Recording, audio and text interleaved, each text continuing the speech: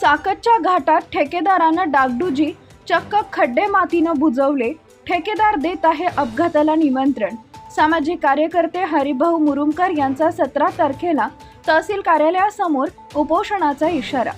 जामखेड रस्त्याची दुरावस्था झाली असून रस्त्यावर खड्डेच खड्डे झाले. डागडुजी 8च दिवसात उखडली आहे. जामखेड साकत पाटोदाकडे जाणाऱ्या रस्त्याच्या दुरुस्तीच्या कामाचा निकृष्ट दर्जा पुन्हा एकदा उघडकीस आलाय. डागडुजी करण्यात आलेली अवघ्या 8च दिवसात उखडून निघाल्यानं यावर उपाय म्हणून ठेकेदारानं चक्क मातीनं खड्डे बुजवले.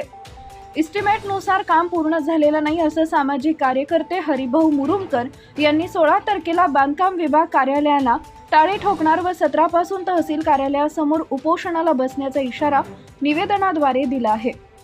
संबंधित ठेकेदाराच्या कामकाजावर गंभीर प्रश्नचिन्ह उपस्थित झाले. दुरुस्तीच्या दुसऱ्याच दिवशी रस्त्यावर टाकलेले डांबर आणि खडी वेगळी होऊन संपूर्ण रस्त्यावर पसरलेली दिसून आली.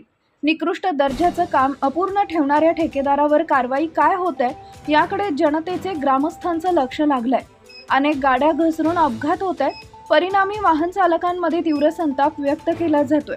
विशेषतः दुचाकीस्वारांना या रस्त्यावरून प्रवास करताना मोठ्या अडचणींना सामोरं जावं लागत असून वाहनांची चाकं घसरण्याचे प्रकार वाढले आहेत. या खड्ड्यामुळे एका महिन्यात उसाच्या 10 गाड्या पलटी झाल्यात. जामखेड साकत रस्त्याची अवस्था अतिशय खराब होती. ठिकठिकाणी मोठे खड्डे पडले होते. त्यावर करण्यात आलेली ही तात्पुरती व अपुरी डागडुजी अधिक त्रासदायक ठरत असल्याचा आरोप स्थानिक नागरिक आणि चालकांकडून केला जात आहे. खड्डे बुजवण्याचं टेंडर निघाले परंतु थातुरमातुर काम असल्याची चर्चा परिसरात सुरू आहे.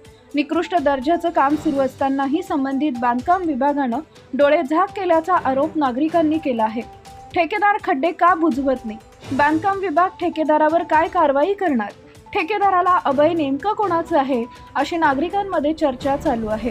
रस्त्याची ही अवस्था अत्यंत गंभीर असून तातडीनं दर्जेदार दुरुस्ती करण्याची मागणी जोर धरतीये. Subscribe now and press the bell icon. Never miss an update.